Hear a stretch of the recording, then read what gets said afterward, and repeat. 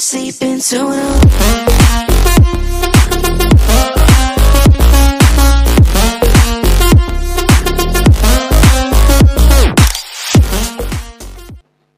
Baik, assalamualaikum warahmatullahi wabarakatuh. Waalaikumsalam warahmatullahi wabarakatuh. Selamat datang di channel SMB PGRI Candi TV. Ini adalah kegiatan pembuka. Kita launching untuk mulai kegiatan podcast. Baik, pada kesempatan ini saya selaku pimpinan di sekolah ini SMB PGRI Candi, nama saya Eko Wahyudi SPD. Perkenalkan, saya akan mencoba untuk berbincang-bincang dengan tamu spesial kita pada siang hari ini, yaitu Bapak Abdullah SPD MPD selaku pengawas Mina SMB PGRI Candi. Para pemirsa yang saya hormati, pertama saya akan menggali tentang kehidupan dari pengalaman Pak Abdullah semasa kecil sehingga bagaimana sih sampai bisa seperti ini. Perlu kita ketahui bahwa Pak Abdullah ini dari cerita yang sudah saya dapatkan itu orang desa, tapi punya posisi yang sangat penting di Dinas Pendidikan dan Kebudayaan Kabupaten Sidoarjo, yaitu suatu prestasi yang membanggakan. Nah, itu bisa kita jadikan sebagai pelajaran, suatu pengalaman hidup sehingga bisa kita contoh untuk kehidupan kita, terutama anak-anak, mengenai bagaimana sih pengalaman-pengalaman Pak Abdullah ini sehingga bisa mencapai posisi yang prestasi yang baik ini. Baik, mungkin Pak Abdullah bisa memperkenalkan diri kepada pemirsa. Terima kasih Pak Eko, dan Assalamualaikum warahmatullahi wabarakatuh. Waalaikumsalam. Pertama kali saya berada di podcast ini dan juga tidak sengaja masuk di sini tadi. Pemirsa, saya Abdullah. Cukup sederhana sekali nama saya Abdullah. Biasanya Abdullah apa Pak? Sudah Abdullah, tidak ada embel-embelannya. Memang benar apa yang disampaikan oleh Pak Eko, bahwa saya berangkat dari anaknya petani, ibu saya membakul, dan bapak saya kerjanya juga serabutan. Tapi dari anak petani itulah sehingga saya bercita-cita, karena saya punya prinsip dan punya pegangan bahwa Allah akan merubah nasib suatu kaum jika kaum itu mau merubahnya. Itu yang saat itu yang menjadi dasar saya. Benar sekali, teman-teman pemirsa. Jadi itu sebagai dasar yang bisa kita ambil pelajaran bahwa kita bisa mengubah suatu nasib kita, yang penting kita berusaha. Itu kata kunci kita pada siang hari ini. Mungkin Pak Abdullah, pengalaman selama sekolah bagaimana sih? Apakah dulu memang juara kelas atau bagaimana sehingga bisa seperti ini? Ya, selalu juara terus Pak Eko. Yang pertama saya juara 1 dari bawah Pak. Jadi saya sempat tidak naik kelas pada saat saya berada di kelas 4 SD. Kemudian saya tidak mulus-mulus, tapi saya juga pernah merasakan peringkat 1 juga, peringkat 1 bulan. Jadi peringkat 1 dari bawah dan peringkat 1 dari atas. Dan memang Pak Eko, karena di kehidupan saya yang memang sangat susah saat itu, dengan orang tua yang pekerjaannya serabutan dan anak yang banyak, rasanya saya ingin merubah nasib saya. Apakah saya selamanya akan seperti ini? Nah, kemudian baru saya bergerak ingin maju. Bagaimana caranya? Ya ingin belajar. Ya belajar. Kenapa? Karena saya mulai kecil itu sudah dididik untuk ke sawah. SMP saya sudah bekerja di sawah, ikut orang. SD sudah bekerja di sawah, ikut nunggu manuk. Saya ingat itu. Jadi sudah SD itu sudah bekerja. Kemudian SMP, saya berada di SMP Al-Islamiyah. Terus pagi kerja, sore sekolah. SMA-nya saya alumni SMA PGRI Pak Eko. Jadi orang yang berada di depan ini adalah alumni SMA PGRI 2 Porong. Yang sekarang SMA-nya hilang, tapi orangnya masih tetap. Nah, ini adalah alumni SMA PGRI. Jadi kalau anak-anak PGRI di sini ada yang merasa minder karena anak-anak PGRI, tidak usah minder. Karena sebenarnya kita ini adalah hebat. Hebat kita itu karena motivasi diri kita sendiri yang dibantu oleh Bapak Ibu guru. Jadi saat SMA PGRI saya pagi kerja, sore sekolah. Kalau perguruan tinggi saya di IKIP Surabaya S1-nya, kemudian S2-nya juga di IKIP Surabaya yang sudah berganti nama dengan UNESA, dan saya jurusan pendidikan sains. Luar biasa kalau saya mengingat perjuangan saya, karena memang pada intinya pada saat saya ke sawah buku tidak saya tinggalkan. Pada saat saya bekerja buku tidak saya tinggalkan. Saya guntingi di kertas-kertas kecil, saya pakai rangkuman. Di sela-sela kesibukan saat bekerja, waktu istirahat itu saya baca. Jadi itu yang memotivasi saya, sehingga bagaimana caranya sehingga saya nanti tidak seperti bapak dan ibu saya yang bekerjanya luar biasa dan saya rasakan. Tapi pernah juga saya sampai menangis itu pada saat malam hari. Kerja saya malam hari karena udah minggu harus disetor ke luar negeri. Saya harus ngepur es itu, istilahnya orang Jawa. Di dalam ruangan es itu saya meneteskan air mata. Ya Allah, apakah nasib saya seperti ini selamanya? Sementara orang-orang di sekitar saya sudah tidur, tapi saya tetap masih bekerja. Itu Pak Eko. Menurut saya Pak Abdullah, yang saya coba kali itu ketika Pak Abdullah tidak naik kelas, ketika kelas 4 SD itu bagaimana perasaan Pak Abdullah? Atau memang saat itu memang kondisinya itu tidak belajar atau sudah belajar tapi tidak naik kelas? Bagaimana Pak? Ya memang pada saat itu saya nggak bisa apa-apa, dan saya bisa baca itu SD kelas 3. Kemudian SD kelas 4 itu saya tidak naik kelas, saya menyalahkan guru saya. Biasa kan siswa itu menyalahkan gurunya.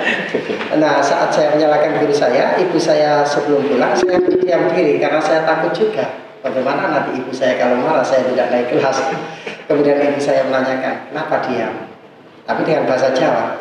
Saya bilang, itu guru tring, gak iso itu.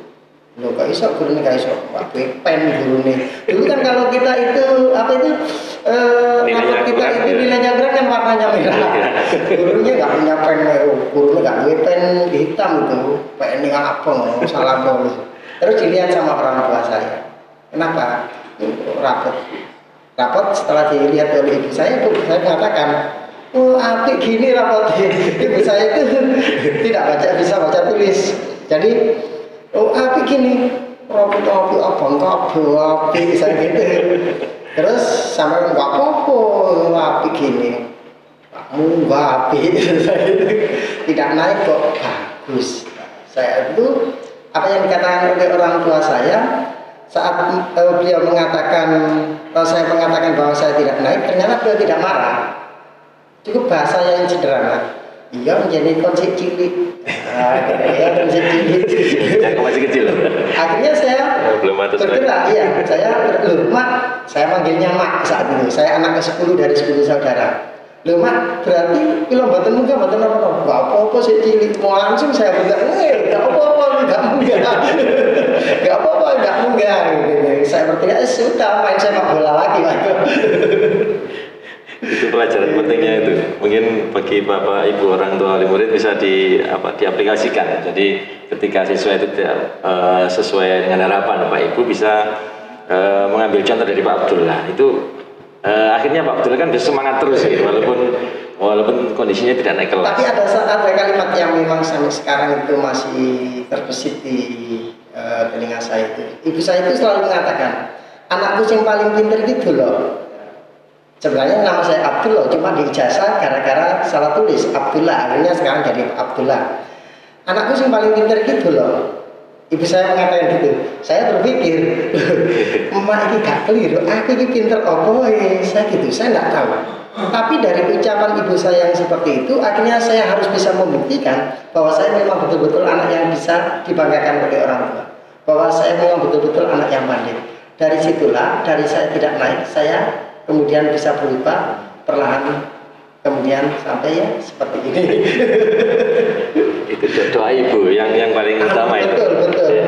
Oh ya, kalau memang doa ibu Pak Eko, saya teringat saat saya mau daftar CPNS, ibu saya itu berada di sawah, bapak berada di sawah. Saat saya berangkat, apa yang saya andalkan? saya teringat andalan saya adalah orang tua saya. Jadi ibu saya pada saat berada di sawah, saya pun menuju ke sawah. Pamitan sama ibu bapak saya, Pak, Mak, kula badhe daftar CPNS. Tolong kula sampeyan suwun. Jadi saya ini pada saat berangkat daftar PNS, ibu dan bapak saya itu nyuwuk saya di sawah. Sehingga saat saya itu wah luar biasa itu kenangan. Jadi di PNS itu saya mengerjakan soal nomor 1 tidak bisa, nomor 2 tidak bisa, nomor 3 tidak bisa, nomor 4 tidak bisa, saya putus asa. Saya langsung ke soal nomor 60. Soal 60, kemudian sampai soal nomor 24, saya lolos, bisa semua. Kemudian teringat itu, sampai sekarang itu teringat. Setelah itu macet lagi, maaf, sampai 25, 24 saya macet. Macet 24 nggak bisa, saya kembali ke soal nomor 1, 2, 3, 4. Loh, ternyata 1, 2, 3, 4 yang saya ulang, itu menjadi bisa. Oh, ini ada apa di balik itu? Itu Pak Eka. Nggak, saya tertarik kata suwuk. Nah, mungkin Pak Abdullah bisa menjelaskan. Kita orang-orang baru kan nggak mengenal kata suwuk. Suwuknya Bapak Ibu itu sederhana. Jadi saat saya minta suwuk, itu saya dipegang kepala saya, beliau doa dengan Fatihah. Kemudian setelah Fatihah, kemudian dia menyebutkan Bismillahirrahmanirrahim, bu ditoni, Bismillahirrahmanirrahim, bu ditoni, Bismillahirrahmanirrahim, bu ditoni. Itu sebanyak 3 kali. Dan itu sering dilakukan oleh ibu saya pada saat malam hari, ketika setelah sholat tahajud. Jadi setiap setelah sholat tahajud, beliau itu ke kamar saya, kemudian kepala saya itu dielus, terus saya disuwuk. Sering disebut Bismillahirrahmanirrahim, didoni itu Pak. mungkin sekarang nggak begitu ngetren ya, tapi pengalaman dari Pak Abdullah sangat menarik sehingga bisa kita terapkan Pak Ibu. Mungkin tidak perlu ditoni ya, tapi ya cukup ditiup saja kepalanya. Tapi itunya itu nggak tambah, bu gitu. Loh, hanya suaranya udah Ya, sampai keluar. Bu, tidak ditoni ju itu menarik ya. Bu, iya, gitu. Baik, Pak Ibu bisa pesan saya itu diskusi kita pada siang hari ini bincang-bincang santai sambil kita membuka podcast SMP GRI Sebesar TV karena perlu kita ketahui bahwa ini fasilitas yang baru yang bisa dimanfaatkan untuk Bapak Ibu guru, siswa, orang tua dan semua warga sekolah dalam rangka memajukan, memberitahukan, menginformasikan apa saja sih kegiatan yang ada di sekolah kita. Demikian, terima kasih Pak Abdullah atas waktunya. Oh iya, pesan untuk siswa-siswi SMP PGRI 10 Candi, jangan kita merasa bahwa diri kita ini adalah kecil karena kita berada di SMP PGRI 10 Candi. Jangan merasa bahwa orang-orang itu di sekitar kita itu adalah orang-orang hebat. Percayalah bahwa dengan kesungguhan kalian, cita-cita kalian, doa orang tua kalian, pasti kalian akan berhasil karena kita sama-sama alumni PGRI-nya. Terima kasih Pak Eka. Alhamdulillah, semangat sekali Pak Abdullah. Baik, anak-anak ini sebagai semangat bagi kita semua, terutama bagi siswa-siswi SMP PGRI Candi. Dan para alumni silakan untuk menonton video ini karena ini sebagai semangat untuk kalian bahwa kita punya posisi yang sama, punya kesempatan yang sama untuk bisa berkembang menjadi yang terbaik. Dan jangan lupa teman-teman pemirsa untuk berikan like dan subscribe untuk channel kita SMP GRI 10 Candi TV. Terima kasih, saya Eko SPD dan Bapak Abdullah SPD. Cukup sekian, sampai jumpa lagi di channel di tema selanjutnya yang lebih menarik. Assalamualaikum warahmatullahi wabarakatuh. Waalaikumsalam warahmatullahi wabarakatuh.